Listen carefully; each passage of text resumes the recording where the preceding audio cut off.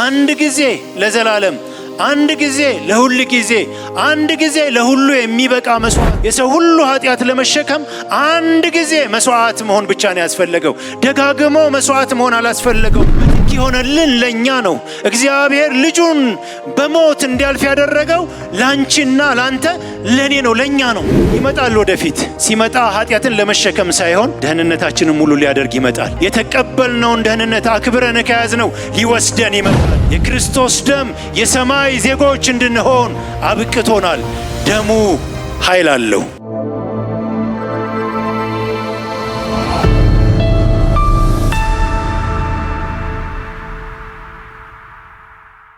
ወደ ቆላስይስ ሰዎች ምዕራፍ 1 ቁጥር 19 እስከ 23 ያለውን ቃል እናነብና እንዲህ ይላል።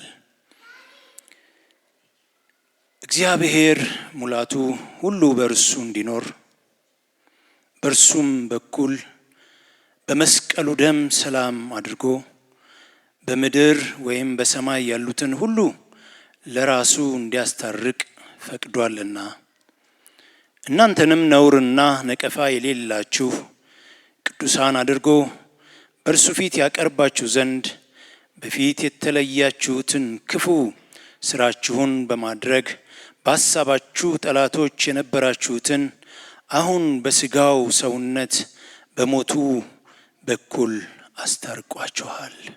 እንግዲህ ከላይ ያነበብኩትን ቃል አይደለም ማካፍላችሁ፣ ግን ከሱ ጋር አንዲት ቃል እነሳና በሷው ዙሪያ ላይ እያጠነጠንን እንሄዳለን ማለት ነው። በመጀመሪያው ስንኝ ላይ ካነበብኳቸው በመስቀሉ ላይ በፈሰሰው በደሙ ሰላምን በማድረግ በምድርም ሆነ በሰማይ ያለውን ነገር ሁሉ በእርሱ በኩል ከራሱ ጋር ምን አለ አስታረቀ ብሎ ይናገራል። መደበኛው ትርጉም ሳይሆን አዲሱ መደበኛ ትርጉም ነው ያነበብኩት።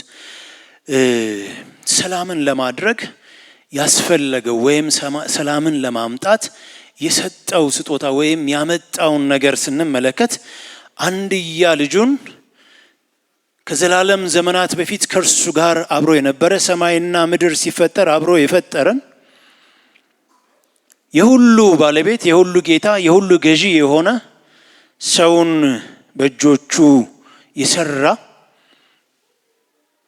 እርሱ ወደ ምድር እንዲመጣ ከክብር ዙፋኑ ለቆ በተዋረድነው በእኛ በኃጢአተኞቹ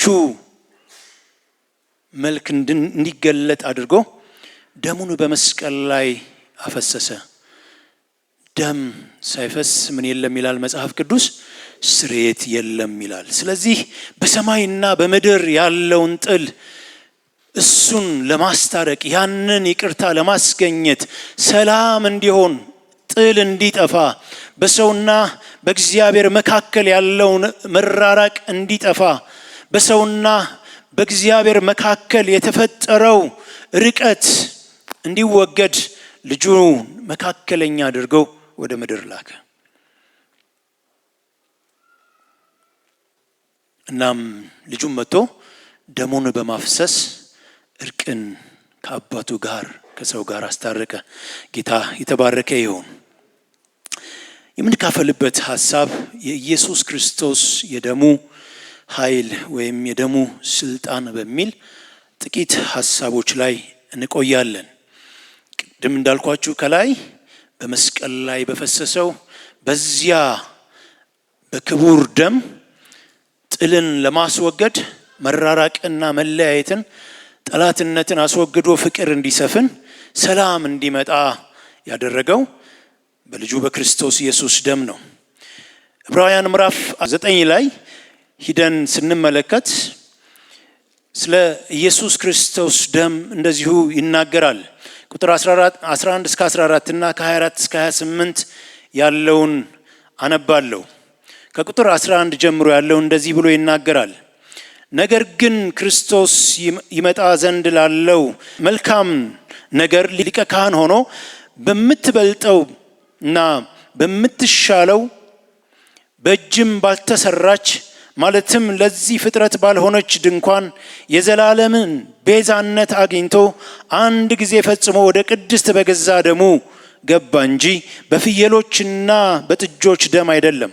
የኮርማዎችና የፍየሎች ደም በረከሱትም ላይ የተረጨ የጊደር አመድ ስጋን ለማንጻት የሚቀድሱ ከሆነ ነውር የሌለበት ሆኖ በዘላለም መንፈስ ራሱን ለእግዚአብሔር ያቀረበ የክርስቶስ ደም እንዴት ይልቅ ሕያውን እግዚአብሔርን ልታመልኩ ከሞተ ስራ ሕሊናችሁን ያነጻ ይሆን ብሎ በጥያቄ ምልክት ያስቀምጠዋል።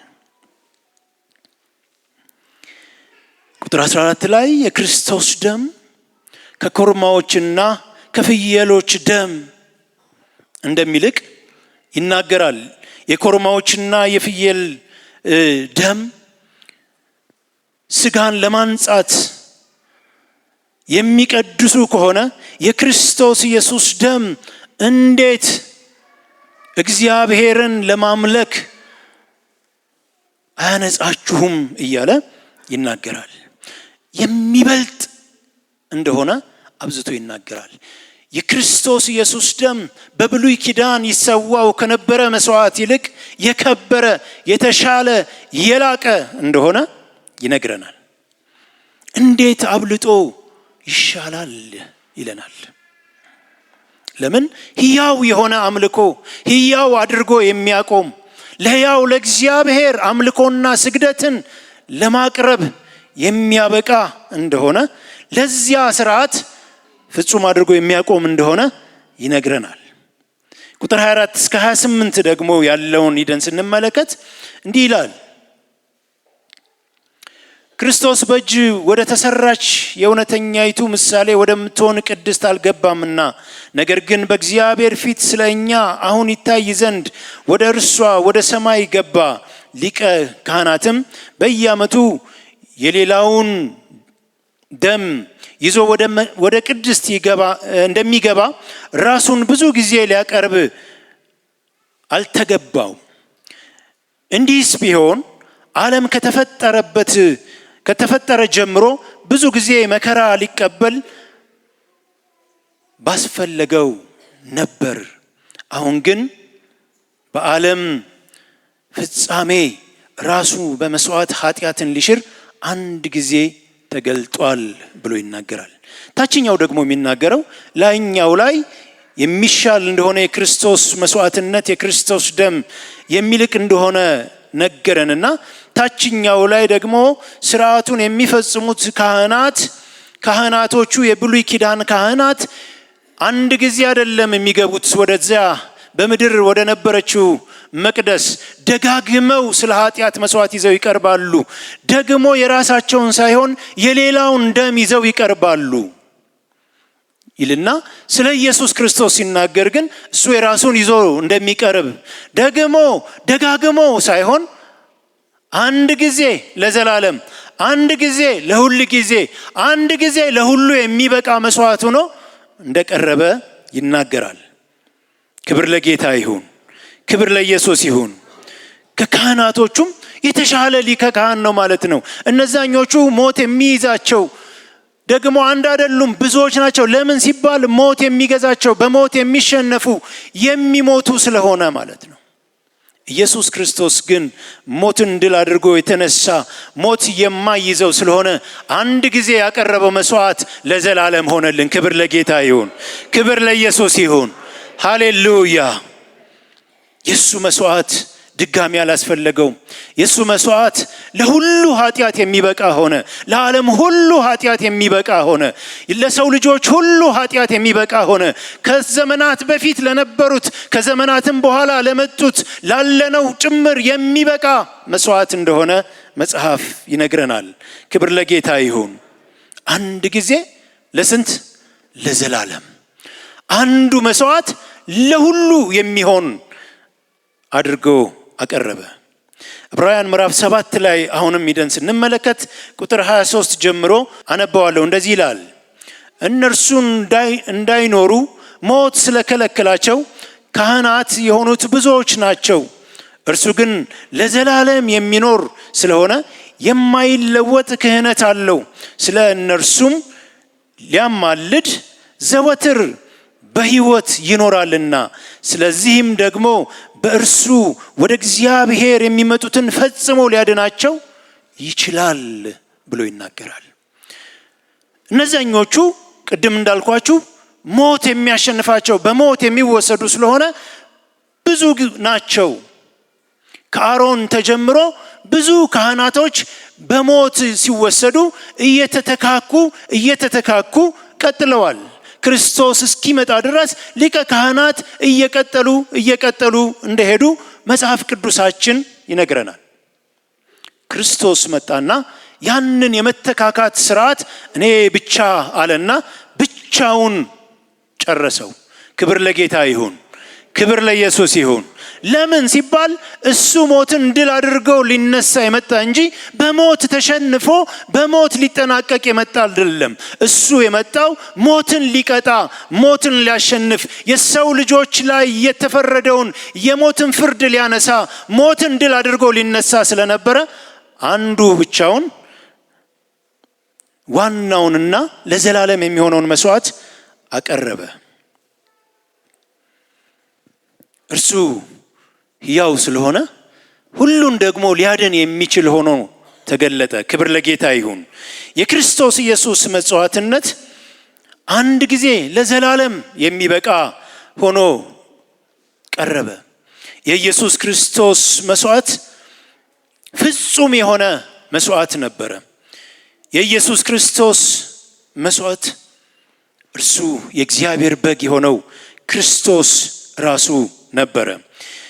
የዮሐንስ ወንጌል ምዕራፍ 1 ቁጥር 29 ላይ ሲናገር እነሆ የዓለምን ኃጢአት የሚያስወግድ የእግዚአብሔር በግ ብሎ ሐዋርያው ዮሐንስ አይሁዶችን ወይም ደግሞ እስራኤላውያኖችን በዮርዳኖስ ወንዝ መካከል እያጠመቀ ባለበት ወደ እርሱ ሲመጣ አየውና እነሆ ብሎ ተናገረ። የዓለምን ኃጢአት ሁሉ የሚያስወግድ የማን በግ አለ? የእግዚአብሔር በግ። ክብር ለጌታ ይሁን፣ ክብር ለኢየሱስ ይሁን፣ ክብር ለኢየሱስ ይሁን። ኢየሱስ ከሰማይ መጥቶ የእግዚአብሔር ልጅ ሆኖ ተገልጦ ለሰው ልጆች መስዋዕት ለመሆን የእግዚአብሔር በግ ተብሎ ተጠራ። ለምን ሲባል በብሉይ ኪዳን እንስሶች ይሰዉ ነበረ። በጎች፣ ኮርማዎች ይሰዉ ነበረ። ፍየሎች ይሰዉ ነበረ። የዋህና ትሁት የሆነው ኢየሱስ ደግሞ በበግ ተመስሎ የእግዚአብሔር በግ ተብሎ መጣ። ጌታ የተባረከ ይሁን። ይህ እንግዲህ የእግዚአብሔር በግ ተብሎ የተነገረለት ኢየሱስ በአንደኛ ቆሮንቶስ ምዕራፍ 5 ቁጥር 17 ላይ ፋሲካችን ክርስቶስ ምን ተብሏል ይላል? ምን ተብሏል? ፋሲካችን ክርስቶስ ታርዷል ተብሎ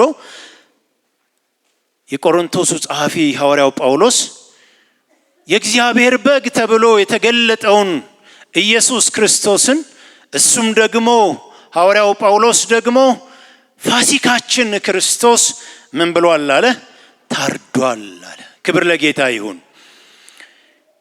እንግዲህ ፋሲካን ስናስብ፣ የፋሲካን በግ ስናስብ ዕብራውያኖች ከግብፅ ሊወጡ በተዘጋጁበት በዚያ ሰዓት፣ የመጨረሻውን ለመውጣት በተዘጋጁበት ሰዓት እግዚአብሔር በግብፃውያን ላይ ሊወስድ ያለውን እርምጃ ከመውሰዱ በፊት 1 ዓመት ጠቦት ወንድ የሆነ ነውር የሌለበት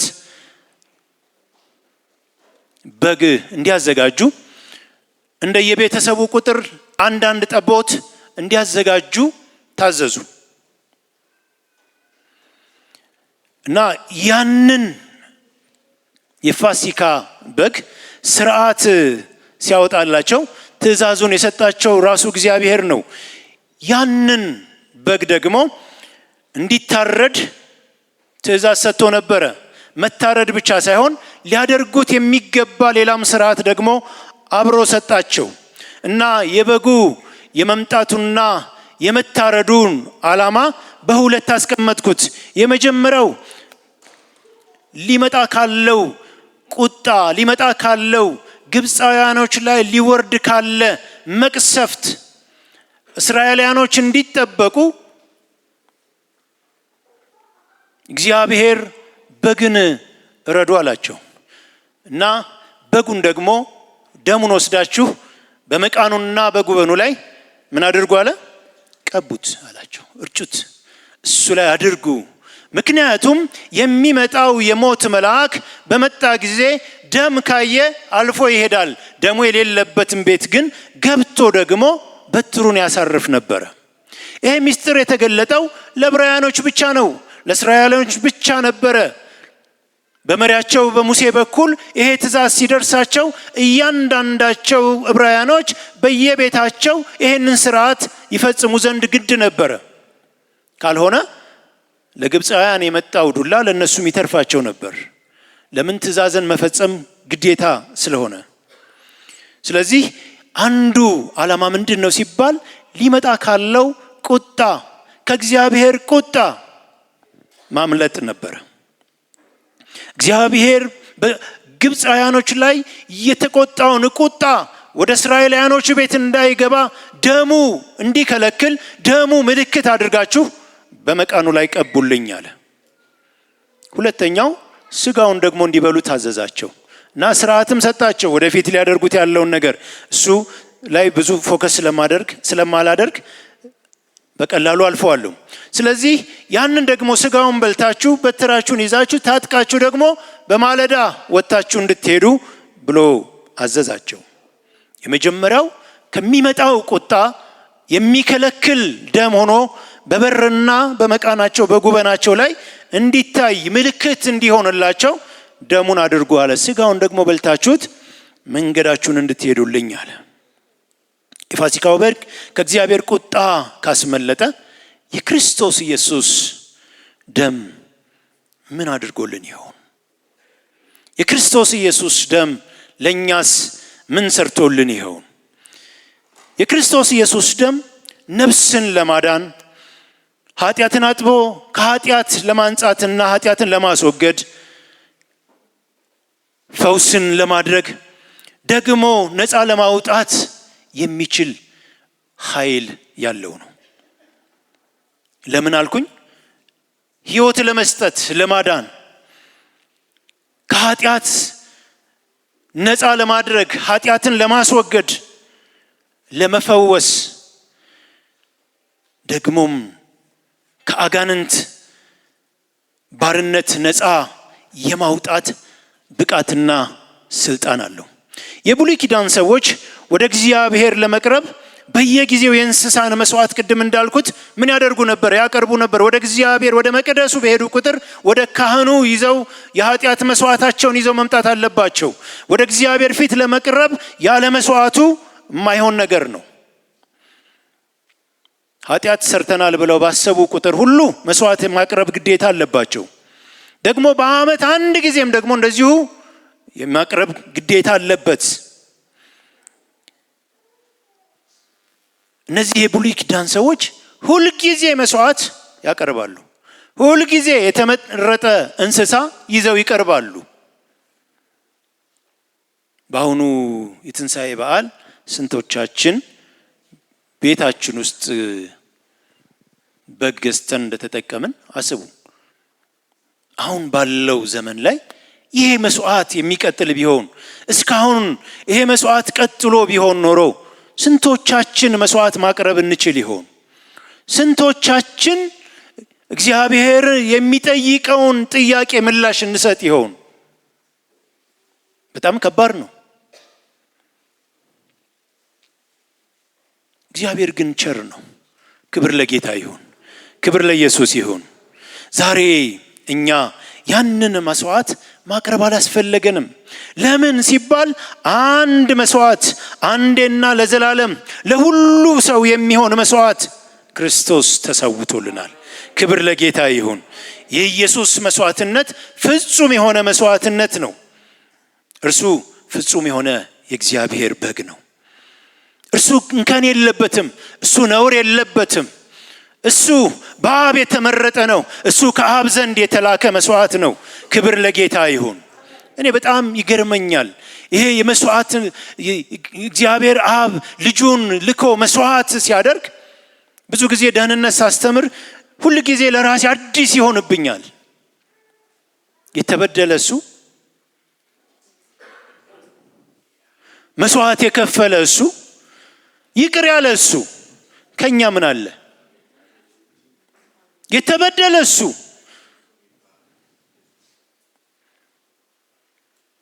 ደግሞ መስዋዕትን እንዲሰዋ ያዘጋጀ መስዋዕትን እሱ፣ መስዋዕትንም አቅርቦ ደግሞ ይቅር ያለ እሱ። አይደንቅም? በጣም ይገርመኛል። ይህ ባይሆን እንዴት ይሆንልን ነበር? ለምን ሲባል ሰው የሚያቀርበው የእንስሳ መስዋዕት እግዚአብሔርን ሊያረካው አይችልም። እግዚአብሔርን ቁጣ ለጊዜው ከማቀዝቀዝ በስተቀር ለዘላቂነት መፍትሄ የሚሰጥ አልነበረም።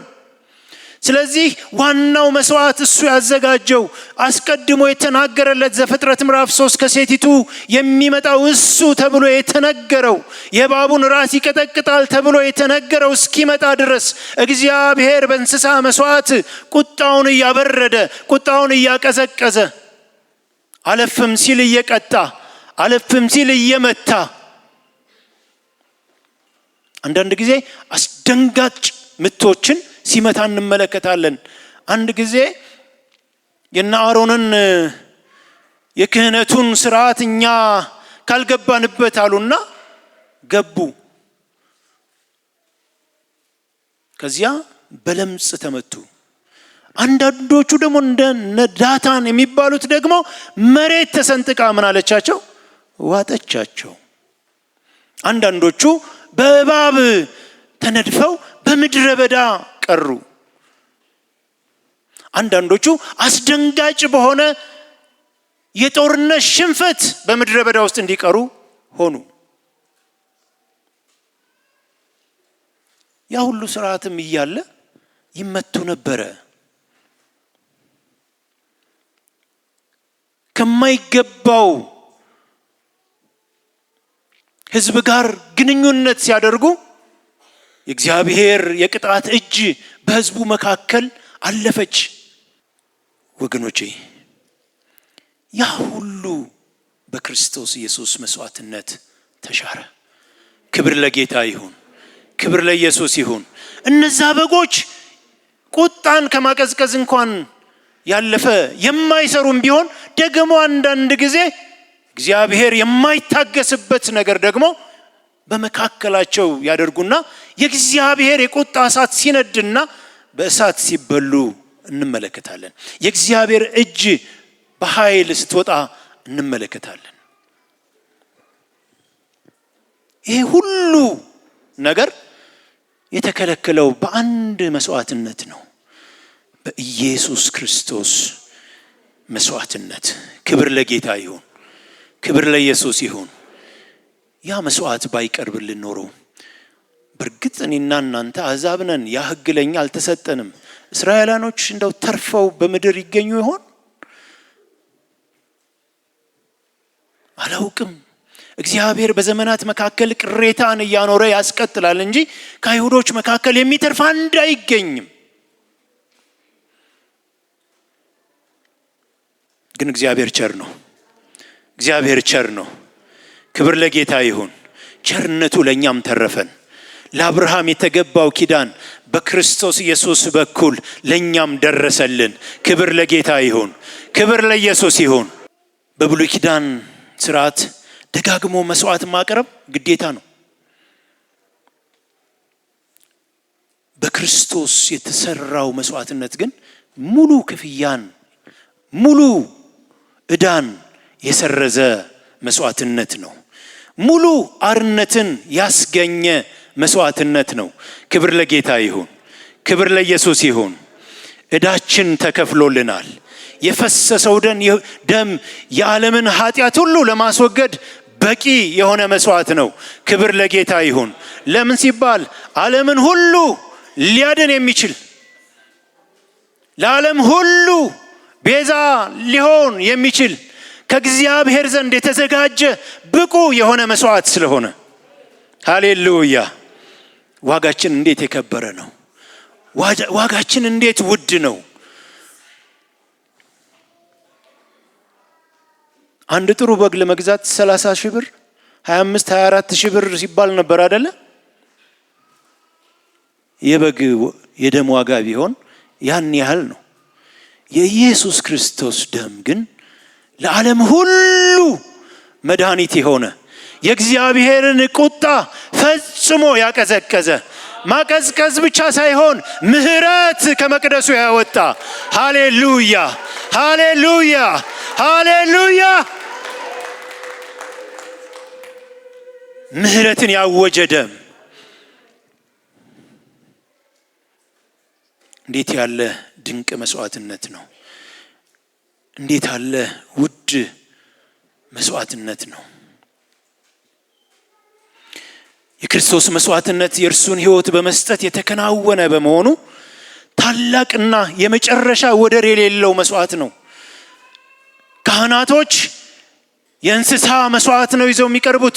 እሱ ግን ራሱን መስዋዕት አደረገ። ራሱን ሕይወት አሳልፎ ሰጠን። ራሱን ለሞት አሳልፎ ሰጠ። ከዚህ የሚበልጥ ፍቅር ለማን አለ አለ። በዚህ ፍቅር ተወደሻል እህቴ፣ በዚህ ፍቅር ተወደሃል።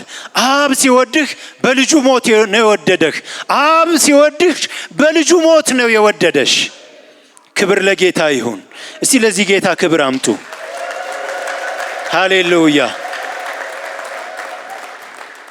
የተወደድ ነው እንዲሁ አይደለም፣ ወደር የሌለው መስዋዕትነት ተከፍሎ ነው። አንድና ብቸኛ የሆነ አንድያ ልጁን መስዋዕት አድርጎ ነው። ምትክ የሌለው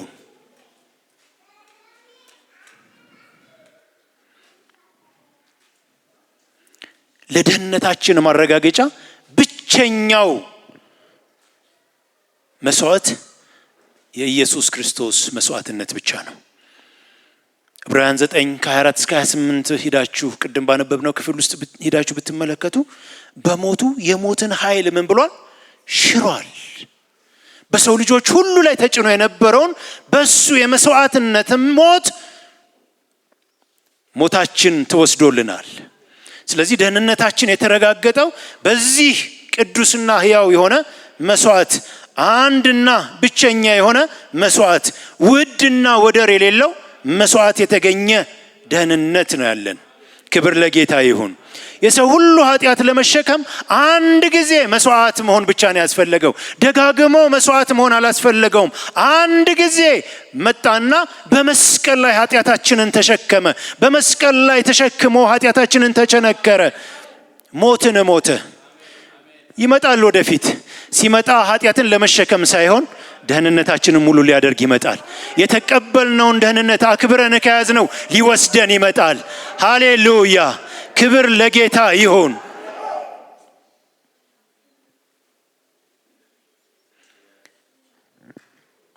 መጽሐፉ ሲናገር ለሚጠባበቁት ድነትን ለማምጣት እንጂ ኃጢአትን ለመሸከም ከእንግዲህ አይመጣም ይላል። ሲመጣ ዳግም ሲመጣ የሚመጣው ለሚጠብቁት ያለ ነውር ያለ ነቀፋ እየተጉ መቅረዛቸውን ሞልተው በቤቱ ጎንበስ ቀና እያሉ እሱን የልቡን ሐሳብ እና ፈቃድ እያወቁ እያደረጉ የሚጠብቁትን ለመውሰድ ይመጣል። ክብር ለጌታ ይሁን። ጌታ ይባረክ። ኢየሱስ ተመልሶ ይመጣል። ኢየሱስ ተመልሶ ይመጣል። ጌታ ተመልሶ ይመጣል። እንዴት ነው እየጠበቅ ነው ያለ ነው? ለኛ የተከፈለው ዋጋ እጅግ ታላቅ ነው። ደጋግሜ የምናገረው ሆን ብዬ ነው።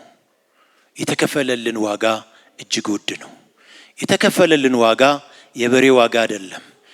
የተከፈለልን ዋጋ ውድ የሆነ የእግዚአብሔር ልጅ አንድያ የሆነ ምትክ የሌለው ሃሌሉያ ከሰማይ የወረደ በባሪያ መልክ የተገለጠ እርሱ ንጉሥ የሆነ ሃሌሉያ የዘላለም ንጉሥ የሆነ ጌታ ስሙ የተባረከ ይሁን።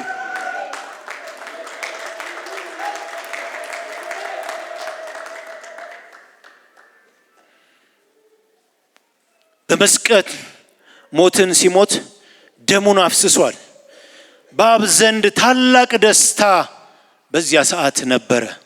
ለምን ብለን ስንል እግዚአብሔር አስቀድሞ የነበረውን የሱን ፈቃድ ሊፈጽም የሱን የልብ ምኞት ደግሞ የውስጥ ጥማቱን ለማርካት ደሙን ለማፍሰስ መጥቶ ነበርና እግዚአብሔር ታላቅ ደስታ ነበረ። ምትክ የሌለው አንድያ ልጁን እግዚአብሔር ሰጥቶናል። ክብር ለጌታ ይሁን፣ ክብር ለኢየሱስ ይሁን። ከንፈራችንን እየመጠጥን አይደለም የምናከብረው፣ ደስ እያለን እንድናከብረው። ለምን ሲባል አብ ደስ ስላለው። ሃሌሉያ! እግዚአብሔር ልጁን ሲሰጥ ደስ ብሎት ሰጠ። ሃሌሉያ!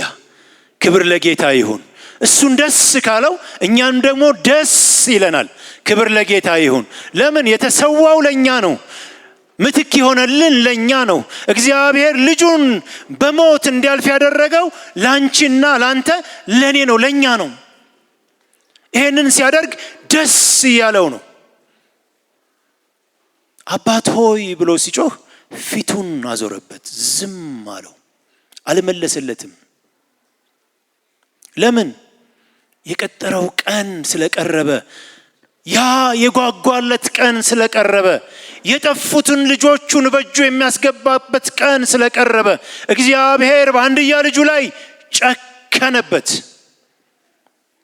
በዚያ ልክ ተጨክኖ የተገኘ መስዋዕትነት ለኔና ላንተ ላንቺ ሕይወት ሆነልን። ክብር ለጌታ ይሁን፣ ክብር ለኢየሱስ ይሁን። አብ ደስ አለው። ለምን?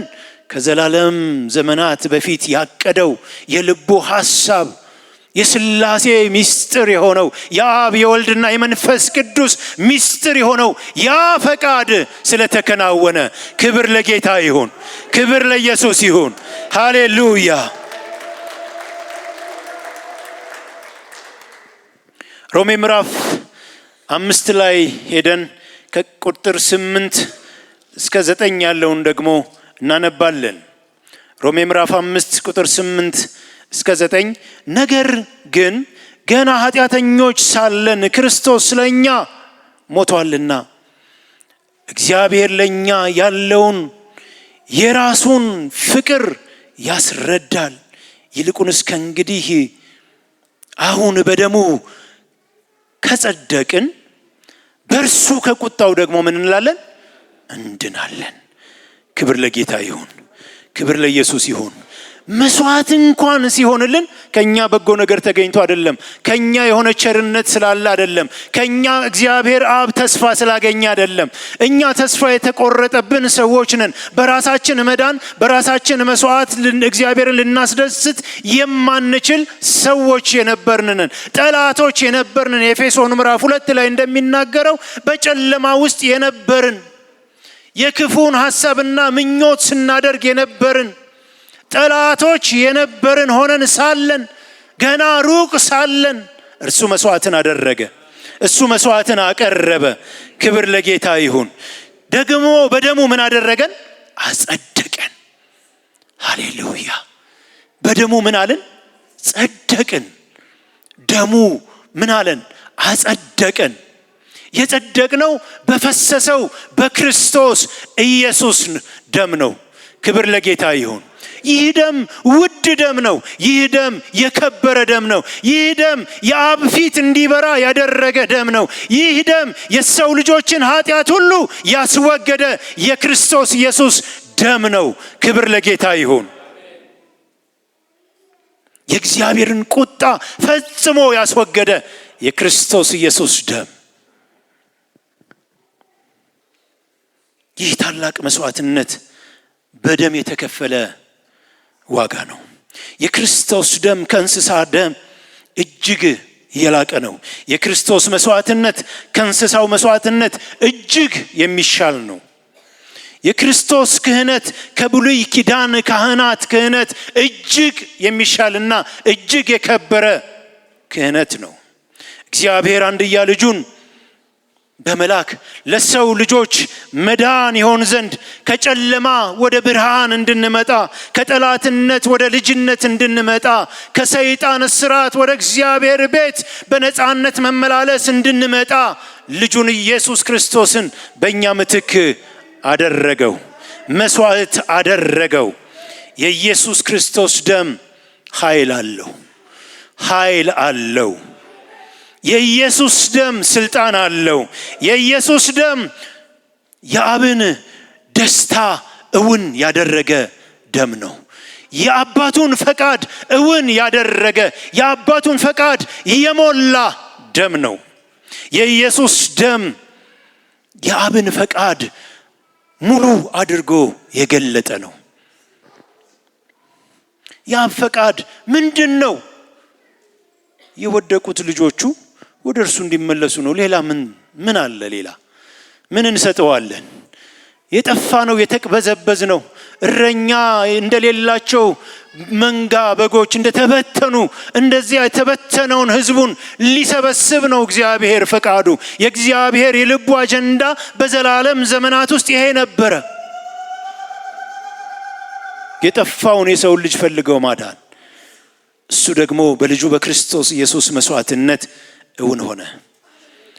ዛሬ ይህ ደም በእኛ የዕለት ተዕለት ህይወት ውስጥ ምን ይሰራል? ጥቂት ነገሮች ብቻ ተናግሬ እጨርሳለሁ። የመጀመሪያው የኢየሱስ ክርስቶስ ደም ዛሬም ትኩስ ነው። ዛሬም የሚሰራ ነው። ዛሬም ዕለት ዕለት በህይወት ምልልስ ውስጥ ባለን ድካም ለኃጢአታችን መንጻት የሚችል ኃጢአታችን ለማንጻት ብቃት ያለው ደም ነው። አንደኛ ዮሐንስ መልእክት ምዕራፍ 1 ቁጥር 7 ላይ ሄደን ስንመለከት የልጁ የኢየሱስ ክርስቶስ ደም ከኃጢአት ሁሉ ምን ይላል? ያነጻናልና ብሎ ይናገራል። ይሄንን ሲናገር ገና በውጭ ላሉት በሩቅ ላሉት አይደለም። ይሄንን ሲናገር ቤት ውስጥ ላሉት ነው። እንዳውም ዮሐንስ መልእክት የጻፈላቸው ሰዎች እንደ ሌሎቹ እንደ ጳውሎስ መልእክቶች ለከሌ ቤተክርስቲያን ለከሌ ተብሎ በግለሰብ ስም አልተጠቀሰም። ቴዎሎጂያን ወይም ደግሞ መጽሐፍ ቅዱስ አዋቂዎች እንደሚናገሩት የዮሐንስ መልእክቶች ዘዋሪ መልእክቶች ናቸው። በየተራ በየሄዱበት እንዲነበቡ ተደርገው የተጻፉ ናቸው ብለው ይናገራሉ። እኔም ይሄንኑ ሐሳብ ገዝቼዋለሁ። ለምን ሲባል ዮሐንስን ከራእይ መጽሐፍ መልእክቶች ጋር ስናመሳስለው ለሰባቱ አብያተ ክርስቲያናት መልእክት ለእያንዳንዳቸው ሲጽፍ እንመለከታለን። እዛ ላይ ታርጌት አድርጎ እያንዳንዳቸው ከክርስቶስ አፍ የሰማውን ክርስቶስ የተናገረውን ቃል በቃል እየጻፈ ለኤፌሶን፣ ለጴርጋሞን፣ ለሎዶቅያ በቃ ለቲያጥሮን እየተባለ ለእያንዳንዳቸው ተጽፏል። እነዚህ ቤተ ክርስቲያን ወይም ደግሞ እነዚህ አብያተ ክርስቲያናት ያሉበትን ቦታ ስንመለከት በእስያ ግዛት ውስጥ ወይም በእስያ አህጉር ውስጥ የሚገኙ ቤተ ክርስቲያኖች ናቸው። ዮሐንስም ብዙ ዘመኑን እድሜው እስኪያልቅ ድረስ ያገለገለው እዚያ ነው ተብሎ ይታሰባል ይታመናልም። ስለዚህ ዮሐንስ የጻፈላቸው እዚያ አካባቢ ላሉ አማኞች ነው። በዚህ አካባቢ ደግሞ ያሉ አማኞች ችግራቸውም መፍትሄያቸውም ተመሳሳይ እንደሆነ ይነገራል። ምንድነው ችግራቸው ሲባል ስህተት ትምህርት በዚያ አካባቢ ነበረ። አንዱ ከስህተት ትምህርቶች ሐሳቡ ኃጢአት ማድረግ ምንም እንዳልሆነ የሚያበረታታ ትምህርት ነበረ። ስለዚህ የኢየሱስ ክርስቶስ ደም ከኃጢአት ሁሉ ያነጻናል ብሎ ሲናገር በብርሃን ስለመላለስ እያወራ ቆይቶ ነው ይሄን የሚናገረው። እርሱ ብርሃን እንደሆነ ይልና ደግሞ እኛ በብርሃን ብንመላለስ ምን አለን ይላል? ህብረት አለን ብሎ ይናገራል። ይሄንን ከተናገረ በኋላ ጉድለታቸው በዚያ ማንነት መመላለስ እንዳልቻሉ ነው። በኃጢአት ውስጥ እየወደቁ እየተነሱ ያሉ ሰዎች መሆናቸውን እንረዳለን። ለምን ሲባል ህብረታቸው ውስጥ ችግር አለ። ህብረታቸው ውስጥ መልካም ነገር የለም። ህብረታቸው ውስጥ ኃጢአት እንደፈለጉ የሚያደርጉ ሰዎች ይመስላሉ። እና የኢየሱስ ክርስቶስ ደም ለኃጢአት ሁሉ ይበቃል አላቸው። የኢየሱስ ክርስቶስ ደም ከኃጢአት ሁሉ ማንጻት ይችላል። ንስሐ ግቡ፣ ተመለሱ፣ ኃጢአት የለብንም አትበሉ፣ ራሳችሁን እዩ ይላቸዋል። የኢየሱስ ክርስቶስ ደም ከኃጢአት ሁሉ ዛሬም ያነጻል። ክብር ለጌታ ይሁን፣ ክብር ለኢየሱስ ይሁን። ዘሌዋውያን ምዕራፍ 17 ቁጥር 11 ላይ ሐሳቡን ብቻ ልናገርበት እንዲህ ብሎ ይናገራል። የሥጋ ሕይወት በደም ውስጥ ነውና ደሙ ከሕይወቱ የተነሳ ያስተሰርያልና በመሠዊያው ላይ ማስተሰሪያ የሆናችሁ ዘንድ እኔ ለእናንተ ሰጠኋችሁ ብሎ እግዚአብሔር አምላክ ለዕብራውያኖች ይነግራቸዋል። በዚያም ዘመን የመስዋዕቱን ስርዓት የሰጠው ለምንድን ነው ሲባል ኃጢአትን ይቅር ለማሰኘት ነው። አሁንም የክርስቶስ ኢየሱስ ደም በመስቀል ላይ የፈሰሰው ደግሞ መፍሰስ ያላስፈለገው አንድ ጊዜ ለዘላለም ሕያው የሆነው ያ ቅዱስ ደም ዛሬም ትኩስ ሆኖ በአብ ፊት የሚታይ ስለሆነ ነው። ክብር ለጌታ ይሁን። ዛሬም ያ ደም ከኃጢአት ያነጻል። በኃጢአት የምንመላለስ፣ በልብ ልከኝነት የምንመላለስ፣ ነገሮች ዛሬና ነገ ብለን የምናቆይ ሰዎች ብንኖር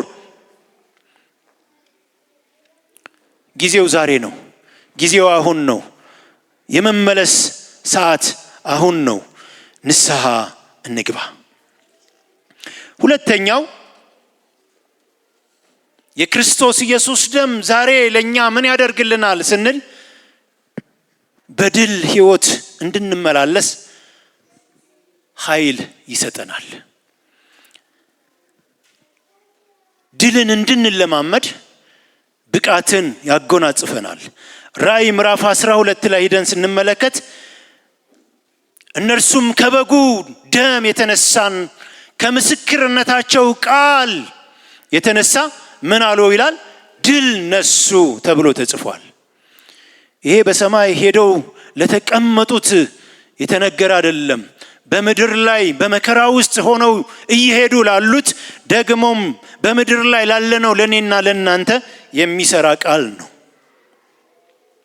ከበጉ ደም የተነሳ ከኢየሱስ ክርስቶስ ደም የተነሳ የደሙ ኃይል ብርቱ ስለሆነ ዛሬም አቅም ስላለው ስንደክም የምንነጻበት ስንወድቅ የምንነሳበት ሆኖ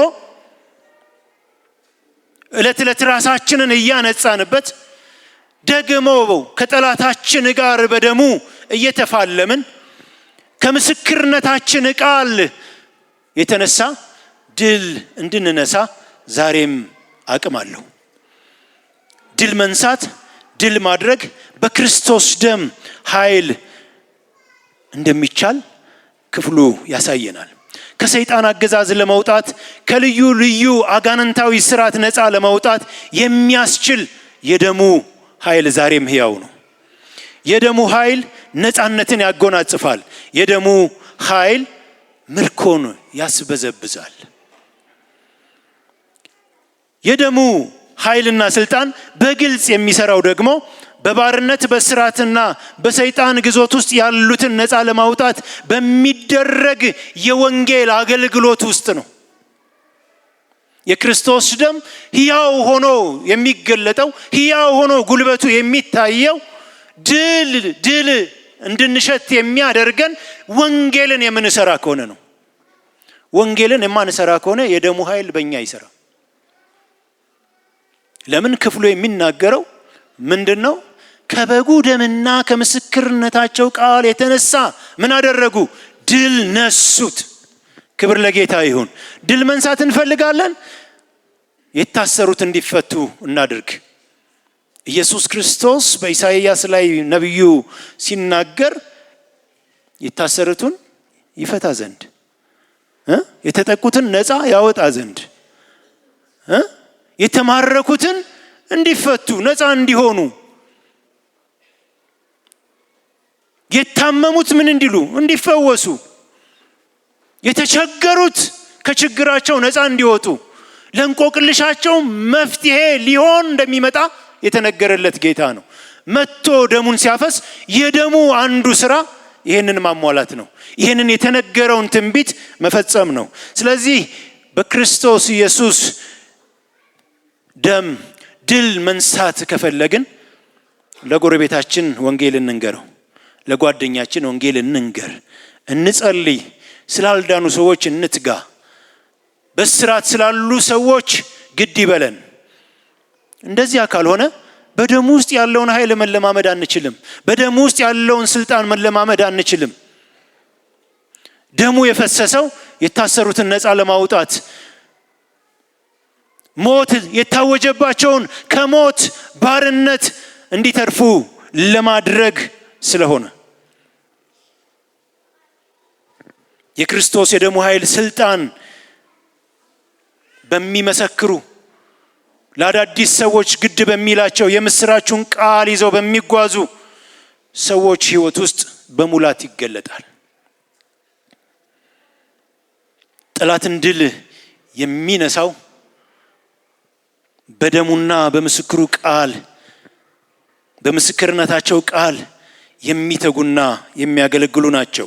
ስለዚህ እኔና እናንተ በዚህ ምድር የመቀመጣችን ትልቁ የእግዚአብሔር የልቡ ሐሳብና አጀንዳ ላልዳኑ ሰዎች የሚታይ ምስክሮች እንድንሆን 67ኛ መጽሐፍ ሆነን እንድንታይላቸው ደግሞ የክርስቶስን ኢየሱስ አዳኝነት በአንደበታችን እንድንነግራቸው በህይወት የኖርነውን በአፋችን ገልጠን እንድናሳያቸው ነው። እኔ ባገኘኋቸው መድረኮች ላይ የምናገራቸው ነገሮች አሉኝ። አንዱ ከምናገራቸው ወንጌል የሚሰራ ሰው አስቀድሞ ወንጌሉ በህይወቱ የተገለጠ ሰው ይሆን እላለሁ። ካልሆነ ባልተገለጠ ህይወት የሚነገር ንግግር እንደው እግዚአብሔር ራርቶ ለሰዎች ሊደርሳቸው ይችላል። ግን ጎረቤቴ ያለ ሰው የኔ ህይወት ወንጌል የማይሸት ከሆነ ንግግሬን አይሰማም። ከንግግሬ ይልቅ ህይወቴ ጆሮውን ስለሚያደነቁረው። ህይወታችን እንዴት ነው? ምስክርነታችን እንዴት ነው? ስንወጣ ስንገባ በማያምኑ ሰዎች መካከል እርስ በርሳችንስ ምን አይነት ምስክርነት አለን?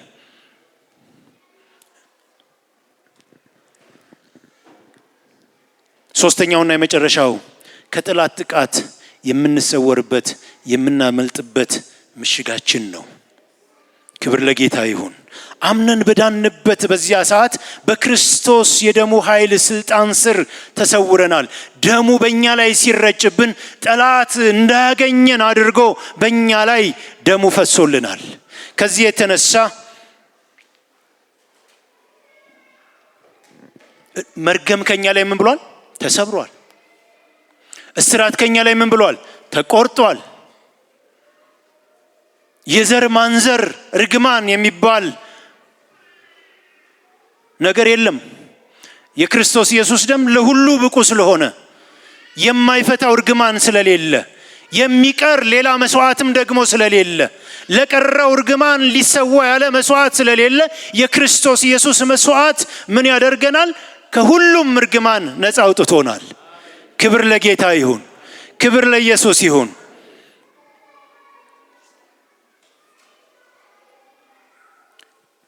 እንዲሁም ደግሞ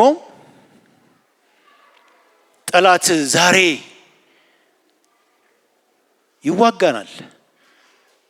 ዲያብሎስ የሚውጣውን ፈልጎ እንደሚያገሳ አንበሳ በዙሪያችሁ ምን ይላል? ይዞራል ተብሎ ተጽፎለታል። መዋጋት ይችላል።